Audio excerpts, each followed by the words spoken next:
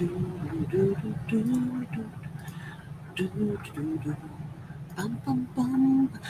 kia ora, Helen Brahms here, coming to you live from Sun City in Arizona, where it is raining. Yes!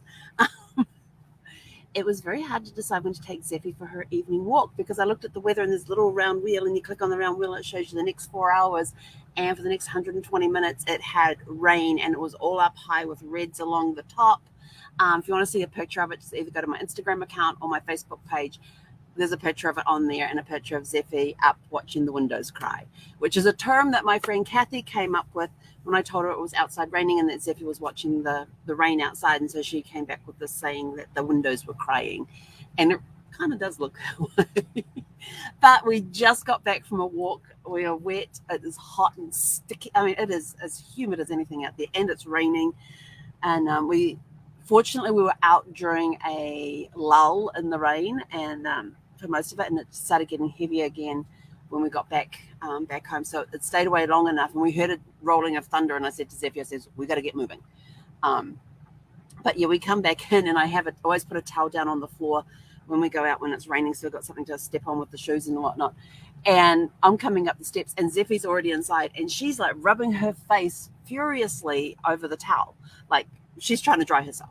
So we got her all dried off and everything, and she was like, oh, sorry, it's hot, it's humid, it's sticky, it's icky, it's itchy, it's it itches everywhere.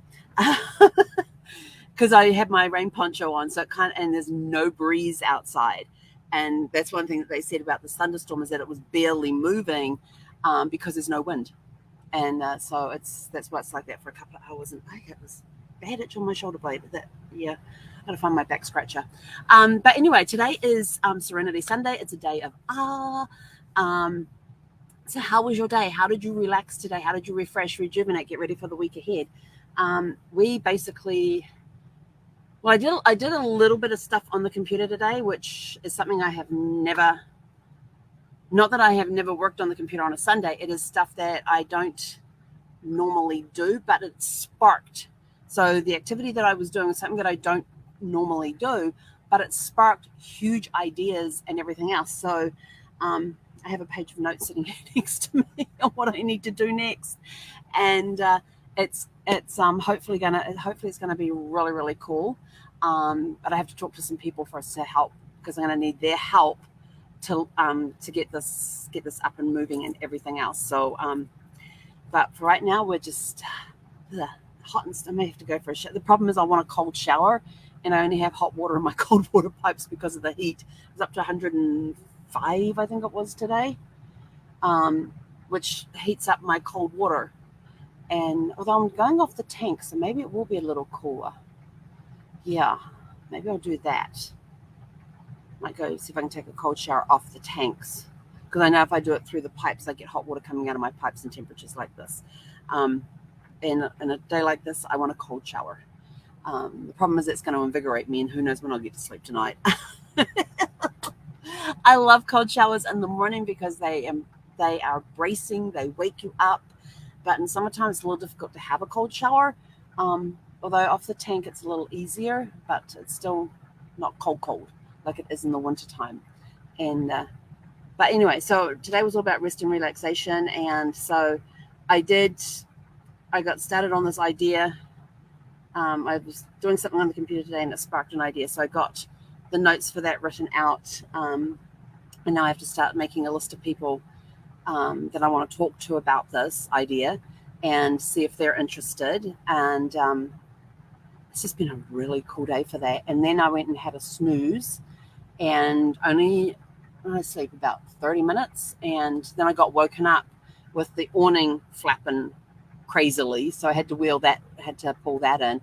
And I thought I'll just go check Facebook. And the post that was right there, front and center, was one that sent me into, let's see if I can get through this, into a huge amount of grief. A dear friend of mine who has been battling cancer for over 20 years, a very rare form of cancer, which is doesn't have a very high survival rate beyond 18 months. And she's been battling it for over 20 years. she did her final post. She put on there that she's under hospice care, that she wouldn't be posting anymore, and wished everybody the best. And she was instrumental in helping us find our medical team out here in California, because once we left, we had a phenomenal medical team back east in Virginia for Brad's cancer. But when his cancer came back, we didn't know any doctors or anything, and we were in San Diego at the time. And so we gave her a call and said, where do we go? What do we do? Brad's cancer's back. We need to build a medical team out here. And she told us where to go, and we got some of the best care. We ended up with the top research oncologist for colorectal cancer in the US as Brad's oncologist. So we were very, very blessed with that. And he had a phenomenal team that he would refer us. He then referred us to who we needed to get hold of, all of that. He got us in with a great palliative care doctor to help manage Brad's pain when it got to the time to do that, or for Brad to go and have radiation and all of that, where he couldn't lay down flat because of his back, because of his crushed vertebrae. So the palliative care team were there to help with that. They were there during the 87 days in hospital. Somebody from the team stopped by every day, and they had the doctors, they had the psychologists, they had nutritionists, they had a whole slew of people, and we were very, very grateful for that team that we got to build, and very grateful to our dear friend for helping us put that team together. And she has been a rock. Her strength and her courage over the last 20 years, and she has such an incredible heart. She gives her time. She was giving her time to anybody and everybody, helping with patient advocacy, helping them. If people having problems with medical care, she was telling them what to do. She knows probably just about everybody at Cedars-Sinai, and I kid you not, she's been going there for so long. And to see that post today was heart-wrenching. But in a way, it's time for her to rest. Cancer has literally taken over her entire body. But it is time for her to rest here and move on to the next plane of existence. But I'm grateful that I got to know her, and that she was in our life at times when we needed guidance on what to do and things like that too. So there'll be another angel in heaven soon. But I'm glad that she put that post there, because people could then leave and tell her. They could then leave final words for her to let her know how much she was loved and appreciated, and just to get those final thoughts in, so people could say goodbye to her. I think that's incredible, and I am very blessed to have known her. And she had the craziest sense of humor. Oh my gosh, she had the craziest stories and the craziest sense of humor. I'm not sure if she actually she did do a stand-up comedy thing at one point. But yeah, she is an incredible human being. I don't think I've ever met anybody like her. I've never met anybody like her. I will probably never let anybody. And like I said to her, you have blessed so many people. You may have only been here for a very short time on this earth, for a very short time, but your legacy is going to live on for years and years and years to come, because of her, there's some things that have happened because of her and her advocacy and that sort of thing too. And she has taught so many people on how to speak up for themselves and where to go for resources and things like that. So, like I said, that was a very heart-wrenching. And at one point, I'm just sitting there, tears, sparkles of love streaming down my face. And I was sitting on the bed reading this, and I looked over at Zephy, and she was just looking at me. And our eyes just connected, and there was this power of love just flowing between us. And it was an incredible moment to be there like that. And I got hugs with her too, so that was good. But yes, that kind of rocked my world a little bit today. And but I am very blessed to have known her. Like I said, she's my hero. She just kept going and going and going and going.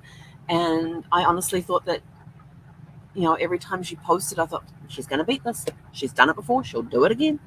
But I guess the body comes to a time when the body can't fight the cancer anymore. So her body's very broken by cancer right now. But I will tell you this, that woman is a fighter, and she's gone through so many struggles, and just an incredible, incredible person. And yes, she was a blessing to everybody who knew her, who knows her and knew her, because I don't know what her current state is right now, except that this morning she posted that, and that's the last we'll hear from her. So that was that was a little shock to the system.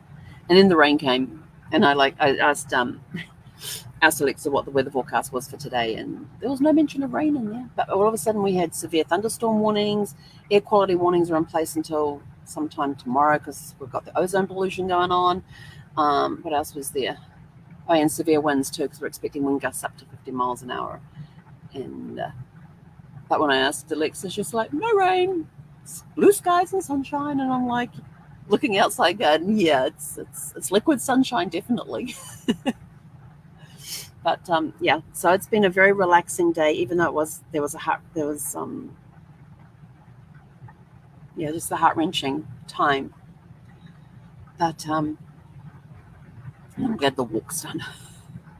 I need a shower. I'm going to go and have a shower now. I just need a shower, and I guess I'm going to have to put up with a hot shower tonight. Ugh. At least I can step out into the corners of the AC unit, so that's some relief. But yeah, outside, putting the rain poncho on and of course it's weatherproof nylon. It's holding the body heat in, and you're out in, I think it's down to 89 degrees right now. And yeah, it was hot and sticky outside. It really was. And I hate muggy weather. I hate humidity. It's one thing I do not miss about the East Coast is the humidity.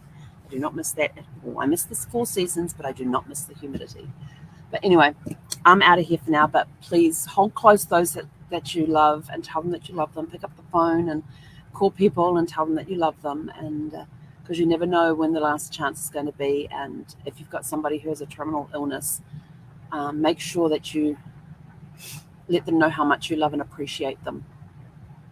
But go hold your loved ones close tonight.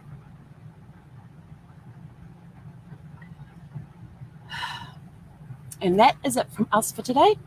We'll catch you guys back here tomorrow for Magic Monday. So go out and have a super fantastic, sparkling evening full of love and laughter, because I know that's what my friend would absolutely love, is people celebrating her life with lots of love and laughter.